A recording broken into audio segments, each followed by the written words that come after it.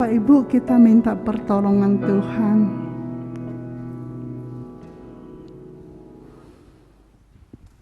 Kami sudah biasa mendengar firman. Kami juga mendengar berita dari internet, dari YouTube, dari TikTok.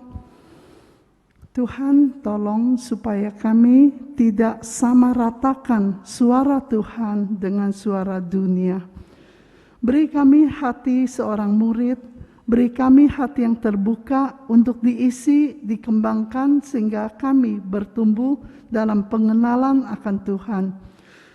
Biarlah Roh-Mu bekerja menerjemahkan di dalam bahasa yang kami mengerti. Kuduskan kami semua karena firman-Mu adalah kebenaran yang sejati. Berkati yang online, yang offline, kami semua sungguh dibangunkan oleh kebenaran-Mu. Di dalam nama Tuhan Yesus, kami semua berdoa. Amin. Mari Bapak Ibu silakan duduk. Pagi ini saya mengajak kita melihat Kitab Yunus. Kitab Yunus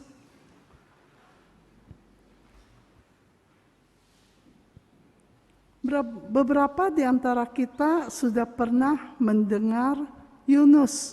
Kitab Yunus ada di Perjanjian Lama, ada 4 pasal.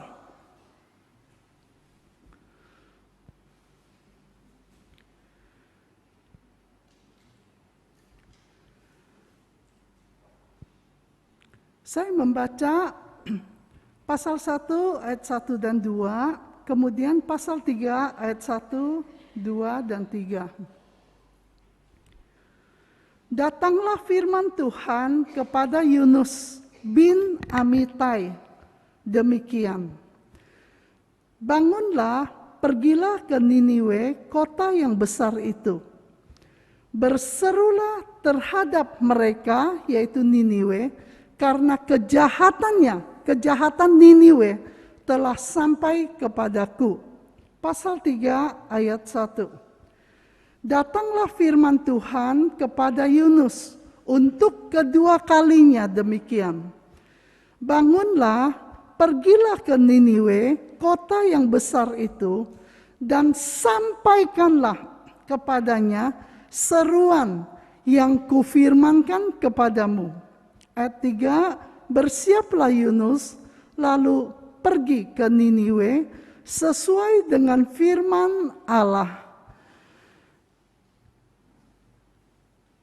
Niniwe adalah sebuah kota yang mengagumkan besarnya, 3 hari perjalanan luasnya. Ayat di abad yang ke-8 sebelum Masehi, Niniwe telah ada, ibu kota Asyur, dan menjadi penjajah orang-orang Israel di bagian kerajaan utara, yaitu kerajaan yang 10 suku Israel. Asyur menjajah mereka dengan keras dan tidak berperi kemanusiaan. Jadi begini, setiap orang dididik dengan cara apa, maka hati nurani mereka belajar terima, itulah cara yang benar. Ya, saya pernah cerita di Papua, ada suku yang kalau makan pisang, dia buka, dia makan, yang namanya teman, dia juga bagi. Dia nggak peduli ini COVID atau TBC, pokoknya kalau makan pisang, dia makan, dia juga bagi. Buat mereka ini adalah kebenaran, bukan berbagi virus. Seperti apa bangsa itu dididik, nilai itulah yang dipegang oleh hati nurani mereka. Abad ke-8, Yunus yang berarti merpati dari Gad Gefer, sekitar 5 km dari Nazaret. Yunus adalah nabi yang diutus Tuhan dan melayani di zaman kerajaan Yerobeam II. Yunus sudah biasa khotbah, mengajar, menegur bangsa-bangsa Israel yang terus-menerus jatuh di dalam dosa yang sama, yaitu berhala dan berhala. Pagi berhala, siang berhala, malam berhala. Dan berhala itu dulu adalah patung, dan sampai sekarang juga banyak di antara orang Kristen cinta berhala, termasuk kekayaan, suami atau istri, atau anak, atau masa depan, cita-cita atau kepintaran, semua dijadikan lebih penting daripada firman Tuhan.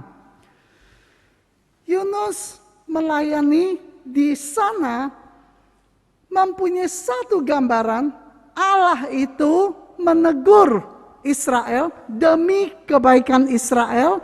Allah adalah untuk orang Israel, untuk keselamatan Israel, selamanya untuk Israel.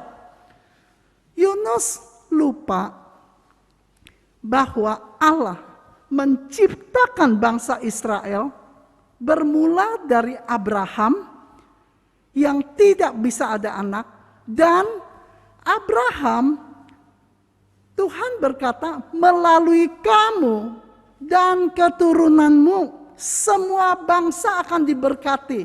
Artinya Abraham orang beriman, dan keselamatan yang dipahami akan mengalir, dimengerti oleh segala bangsa.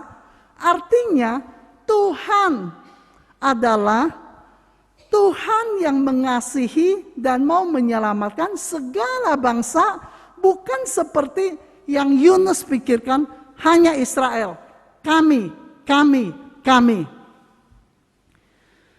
Karena berulang kali menyembah berhala tidak henti-henti, maka Allah memakai bangsa Asyur yang keras datang untuk menjajah mereka, dan cara menjajahnya itu sangat membencikan. Nah, kalau di kelas mungkin kita ada musuh karena orang itu hidupnya standar nggak seperti saya. Kita selalu berbuat tidak adil.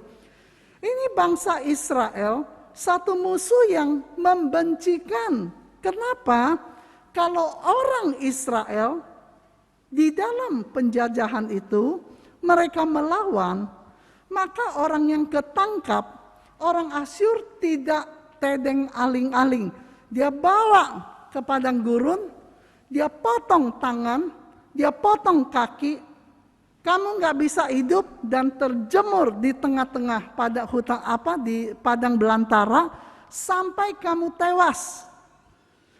Kalau ada orang Israel yang melawan, mereka nggak tedeng aling-aling, mereka kulitin, dilepas kulitnya dan pasang ke tembok supaya semua orang Israel menjadi takut.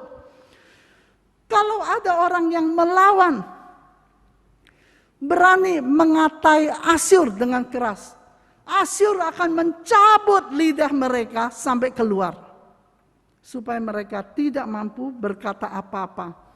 Dan orang wanita yang hamil, Asyur akan belah itu perut, keluarkan anaknya, dan banting ke tembok sampai bayi itu hancur. Israel adalah orang, bangsa yang sangat memperhatikan ini anaknya siapa, sehingga mereka tahu Yesus anak Daud, Kristus anak Daud. Mereka tahu gini, papa kamu, mama kamu, tante kamu, kakek kamu, cicit kamu, semua dari mana, kamu keturunan apa. Kekeluargaan mereka sangat erat, dan jika ada satu atau dua orang ditangkap oleh Asyur, dilakukan kekejaman seperti itu, hati mereka sakitnya sampai sangat mendalam dan sangat dendam. Saya pikir kita juga seperti itu. Jika ada anggota keluarga kita yang mengalami dijahatin sedemikian jahatnya. Tetapi hari ini, Sambo itu tetangga kita, saudara kita, kakak kita, adik kita. Tetapi kita tunggu-tunggu apa hukumannya. Ketika dijatuhkan hukuman mati. Kita bersyukur atau bersedih. Entah dia naik banding atau tidak, tetapi bukankah seseorang ketika mengalami kesalahan, kejahatan, bukankah ini yang harus bersedih adalah gurunya, papa mamanya? Karena setiap kesalahan yang dibuat oleh anak adalah hasil dari didikan lingkungan. Enggak muncul sendiri. Dan pada saat Sambo dijatuhkan hukuman mati, saya sangat sedih. Saya pikirin, gurunya di mana ya? Papa mamanya di mana? Sepertinya anak ini kok jadi terlepas. Ini adalah hasil. Sekarang orang Niniwe tanpa firman Tuhan, dengan orang-orang yang asalnya adalah rimba, yang kuat, yang menang. Lalu mereka melakukan kekejaman seperti ini kepada orang Israel. Tidak ada yang pikirkan.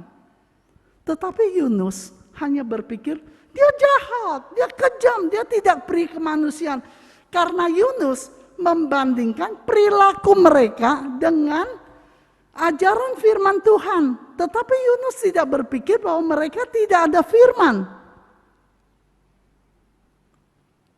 Jadi Yunus sangat berharap, Tuhan bela, selamatkan Israel, bukan bangsa lain. Untuk kami, untuk kami, untuk kami. Dan ketika Yunus dipanggil Tuhan, pergilah ke Niniwe, beritakan Injil. No way, tidak. Yunus kemana? Dia disuruh ke Niniwe, tapi dia beli karcis, dia naik kapal ke Tarsis, Yavo, daerah Spanyol, yang jaraknya itu dengan tempat dia 4.000 kilometer. Yunus itu bukan satu orang yang kuper, nggak tahu apa-apa, tapi dia tahu di sana ada tempat sembunyi. Dia tahu. Dia pergi. Karena di dalam kepala dia berpikir, kalau saya pergi, maka hukuman untuk Niniwe akan terjadi. Yunus berangkat. Di dalam ada 4 pasal. Pasal yang ke-1 adalah Yunus menjauhi Tuhan. Di dalam penentuan Allah, berulang-ulang di dalam Alkitab, kitab Yunus, di dalam penentuan Allah, siapa yang menulis kitab Yunus? Tetangganya? Bukan. Yunus sendiri yang menulis. Bahkan di pasal 2, dia menulis dengan syair bahasa Ibrani yang begitu puitis, begitu sedih, yang mewakili hati dia, bagaimana pergumulan dia ada di dalam perut ikan. Yunus pergi. Tetapi Tuhan datangkan angin ribut, menggoncang itu kapal, bukan Titanic. Tuhan goncangkan sedemikian, sampai seperti gini, pasti mati nih, pasti mati. Orang yang jago berenang, mau gaya kodok, gaya bebas, itu kalau udah badai begitu besar, begitu nyemplung, berarti rest in no peace.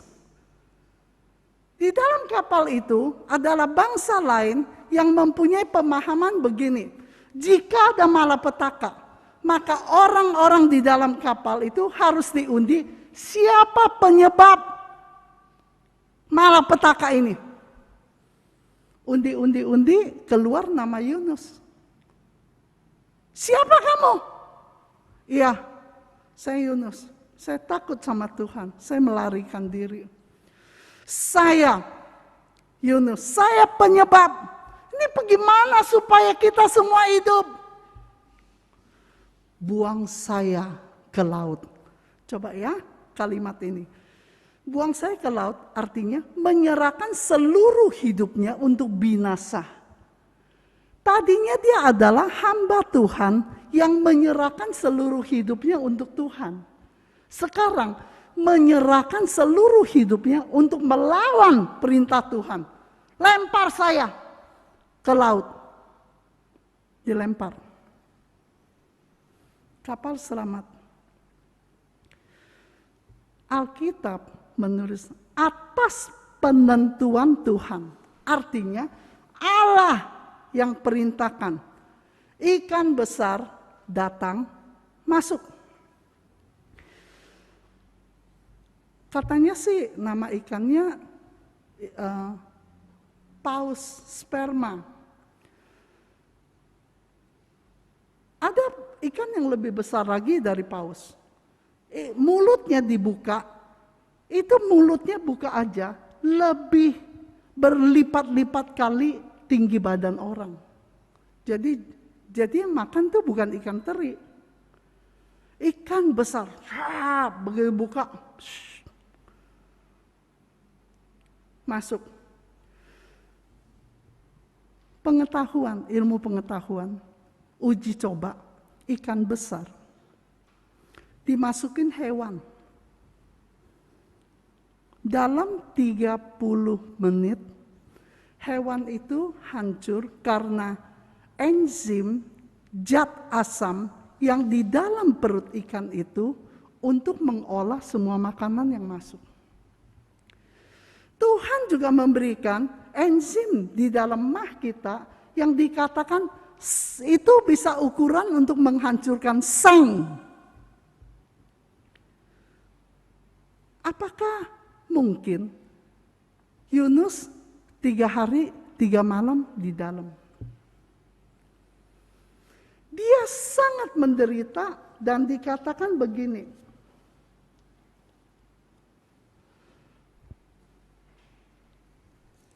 Yunus pasal 2. Ayat yang kedua. Dalam kesusahan. Ya, artinya di dalam bukan senang. Dalam dia seperti ada di tengah-tengah dunia orang mati. Jadi di dalam ikan itu nggak ada villa, nggak ada kamar kos, semua cairan.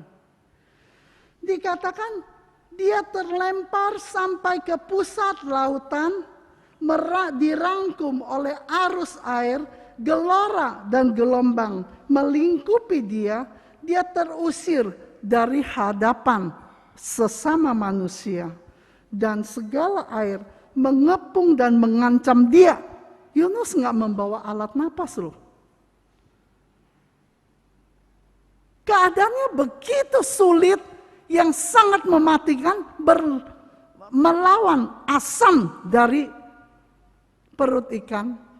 Dan disitulah saya berkata, dia nggak mungkin hidup. Dia mati. Dia mati. Karena dia tulis begini.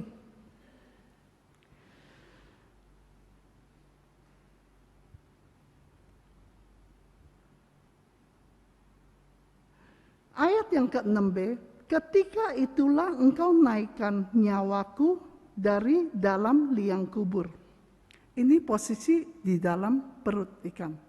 Ketika itulah engkau menaikkan nyawaku, dia mati. Tetapi kok bisa ngomong?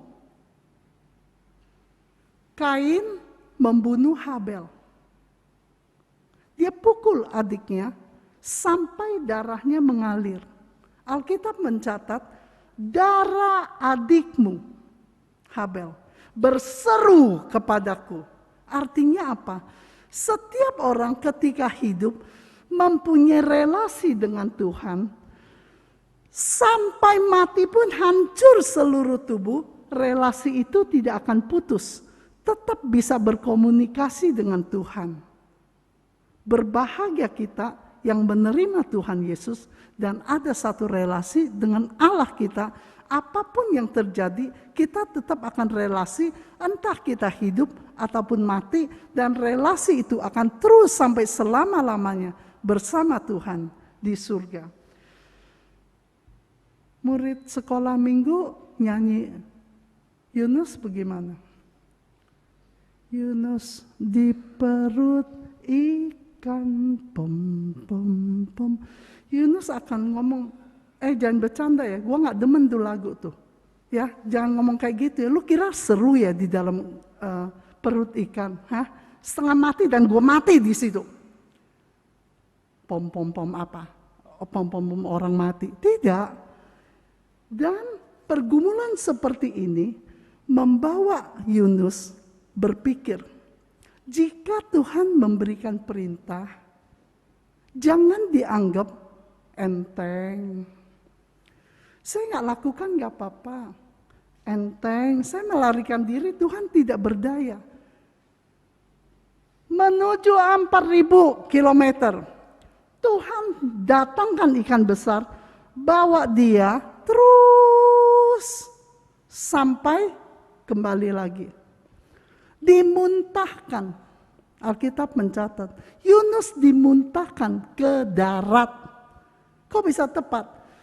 Ikan di laut bisa keluarin air dari atas, bisa muntahkan di laut.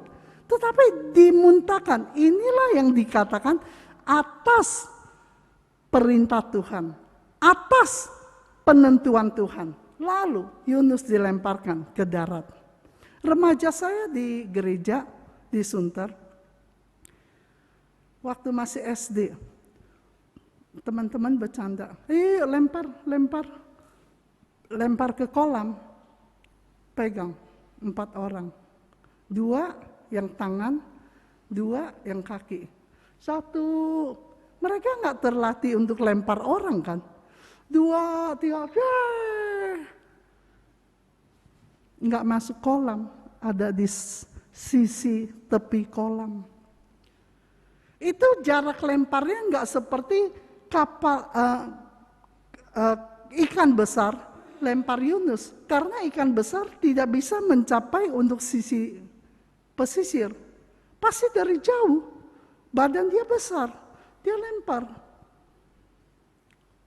Remaja saya sampai sekarang, dia punya tulang kehantam, sehingga secara berkala dia harus ke dokter untuk bersihkan yang bagian bulat situ, karena tiap kali jalan akan mengikis sampai hitam, dikerik tuh. Ya, nanti udah bersih, ke dalam lagi, pasang lagi, dia nggak bisa jalan dengan normal. Yunus dilempar ke darat, tidak berkata, waduh encok kok patah tulang nih, saya mesti kasih, ada pilihan. Pergi ke Niniwe. Sampaikan firman. Ayat yang pasal yang ketiga, bersiaplah Yunus lalu pergi ke Niniwe sesuai dengan firman Tuhan. Berangkat. Nah, sekarang kita coba renungkan. Berapa banyak dalam khotbah, dalam firman, kita diperintahkan melakukan sesuatu untuk Tuhan, lalu kita mengelak-elak. Dan Tuhan akan memperhitungkan itu kepada kita. Yunus menjadi contoh, akhirnya dia berangkat walaupun hati dia penuh dengan amarah, kebencian. Dan Yunus menulis kisah hidupnya ini dengan sungguh-sungguh jujur. Dia pergi sampai ke Niniwe, kota yang besar, ibu kota Asyur. Lalu dia berseru, 40 hari lagi Niniwe akan ditunggang balikan. Ini dia bahasa apa? Itu ada bahasa Asyur, ini dia bahasa apa? Ibrani. 40 hari lagi. Tangannya nggak begini kali. 40 hari lagi. Niniwe akan ditunggang balikan. Dan hari besokannya Yunus ngapain? Ke warteg, ke McD. Enggak. 39 hari lagi ngapain? 39 hari lagi Niniwe ditunggang balikan. 38 hari lagi, 35 hari lagi, seminggu lagi, 4 hari lagi. Suara itu terus berkumandang sampai 120.000 orang mendengar. Lalu, siapa Yunus? Orang yang kita jajah. Orang yang tidak punya kekuatan apa-apa. Ini kita kulitin aja. Kulitnya dibikin yang crispy. Orang Asyur menyembah dewa Dagon. Patung itu separuh manusia, separuh ikan. Orang Asyur, dewanya adalah menyembah kepada laut, dan mereka tahu ikan yang besar adalah monster mereka yang mereka takuti.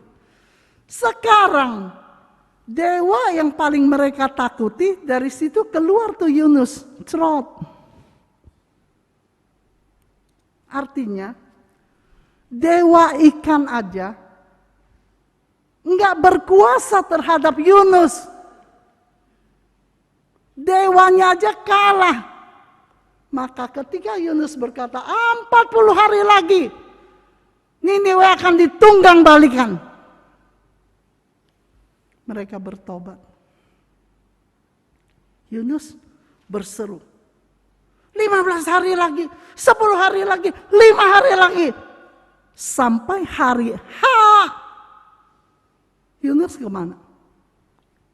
Dia tidak ke Israel. Dia ke pinggir kota Niniwe. Ngapain? Dia mau nonton. Dia mau lihat. Kalau benar ditunggang balikan, saya kan di pinggir kota, jadi nggak ikut kecemplung. Dia lihat. Semua bertobat. Semua puasa, semua bertobat di luar dari peran dia. Disitulah Yunus komplain kepada Tuhan. Tuhan dari dulu saya udah bilang Tuhan itu pengasih dan penyayang. Tapi Tuhan itu harus pengasih dan penyayang hanya untuk Israel. Jangan orang yang jahat kayak Asyur, Tuhan. Engkau besar kasih setia untuk Israel, Tuhan. Jangan untuk bangsa lain. Sekarang Tuhan itu jahat. Tuhan lakukan keselamatan kepada orang Niniwe, di mana tante saya, om saya mati, Tuhan, dikulitin, Tuhan, mati dengan begitu sia-sia. Tidakkah Tuhan pikirkan hati saya?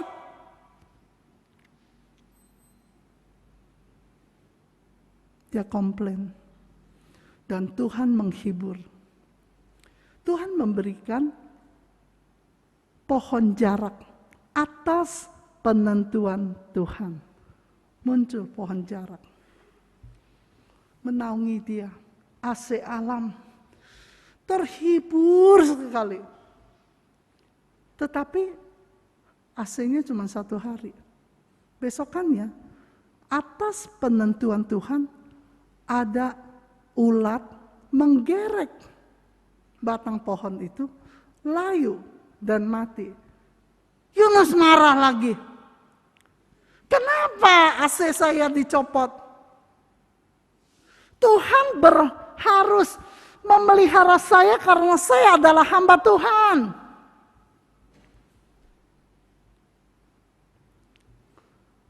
Ketika itu layu, Tuhan berkata, pohon itu kamu tanam.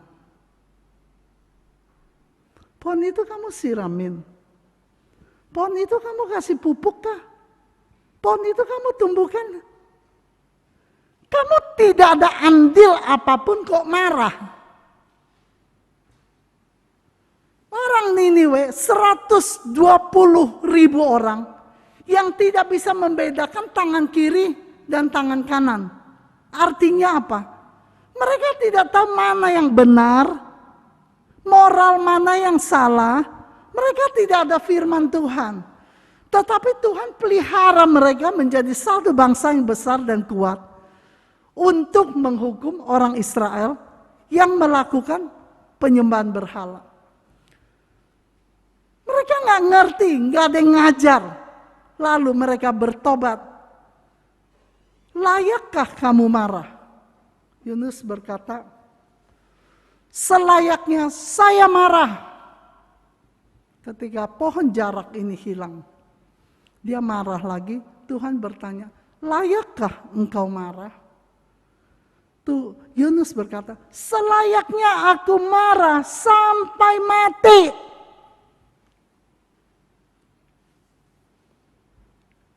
Yunus marah apa? Karena cita-cita dia menghukum bangsa itu tidak tercapai. Yunus marah karena apa? AC alam dia hilang, kenyamanan dia digoyang. Yunus marah karena apa? Tuhan gak berpihak kepada hati dia. Apakah kita menjadi orang-orang percaya Tuhan ketika kita berdoa, Tuhan, saya mau nenek saya diselamatkan. Tambah doa, gak selamat, neneknya meninggal. Banyak orang Kristen yang akhirnya meninggalkan Tuhan karena Tuhan gak berpihak kepada cita-cita dia. Tuhan tidak berpihak kepada apa yang dia kehendaki. Saat ini banyak gereja mengajarkan bahwa Tuhan memihak kepada seleramu, kenyamananmu, cita-citamu. Saya nggak tahu nanti ke depan bagaimana terjadi jika terjadi kesusahan.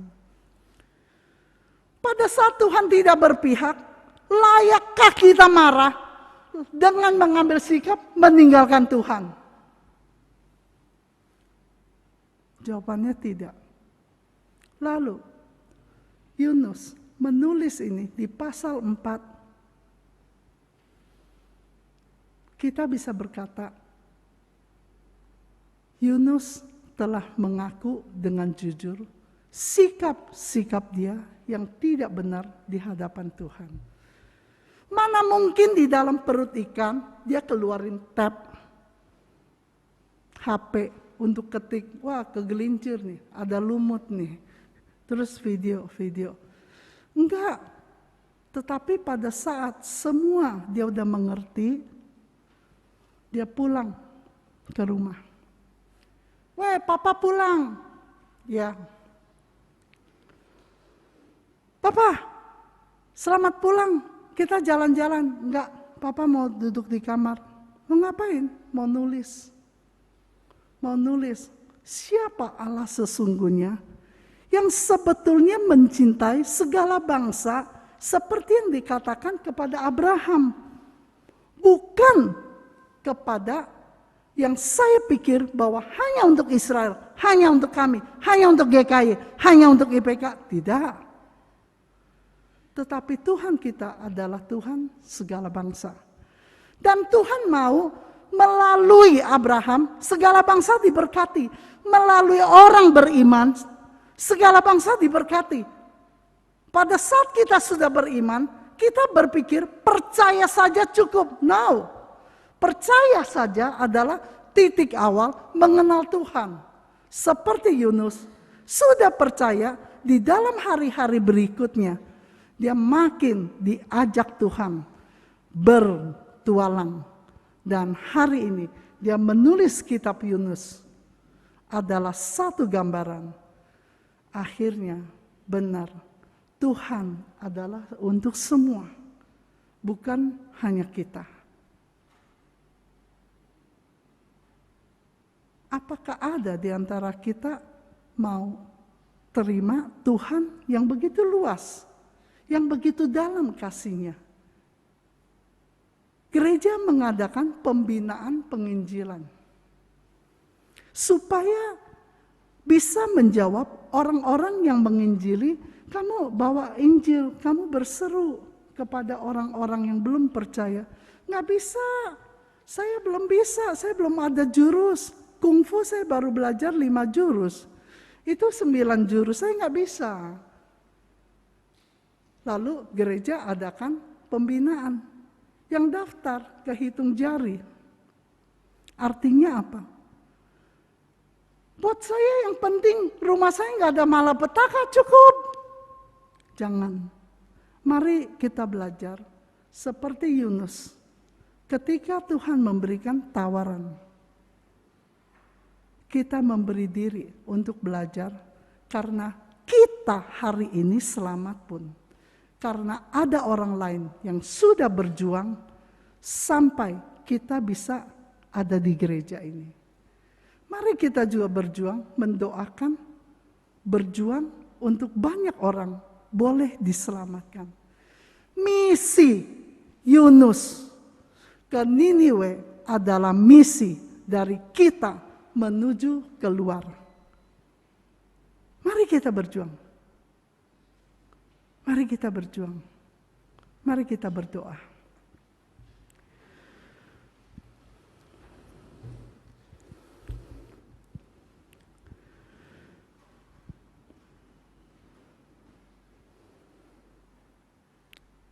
Tuhan Yesus, berilah kami kepekaan ketika kami menolak Engkau. Berilah kami keberanian untuk melangkah, melakukan penginjilan kepada sanak famili kami yang kami tahu mereka dalam susah. Mendoakan negara-negara yang sedang berperang karena kami tahu kebinasan terus terjadi. Mendoakan orang-orang yang dalam kesusahan dengan apa yang bisa kami bantu, supaya kami tahu bahwa kami telah terlibat di dalam penginjilan. Yunus mengatakan 40 hari, Niniwe akan ditunggang balikan. 40 hari memberi kesempatan, Tuhan tolong kami bisa belajar seperti Yunus, ketika memberitakan Injil, menunjukkan bahwa Tuhan masih memberikan waktu untuk orang-orang berpikir, untuk orang-orang diselamatkan. Kami bersyukur Tuhan, Engkau memakai kami bukan menjadi pemaksa orang percaya, tetapi hanya menjadi pemberita saja. Tuhan tolong kami, supaya di dalam pemberitaan Injil, kami juga punya keberanian untuk mengatakan, murka Allah akan terjadi jika orang tidak percaya. Seperti contoh Yunus mengatakan, ditunggang balikan. Tuhan ajar kami untuk memberitakan kasih-Mu dan murka-Mu kepada orang sekitar kami. Sehingga kami boleh menjadi orang yang berbahagia, berpadu di dalam barisan pemberitaan Injil Kerajaan Allah. Dan kami boleh melihat Kerajaan Allah semakin besar, semakin hidup, nama Tuhan dimuliakan. Demi nama Tuhan Yesus kami berdoa. Amin.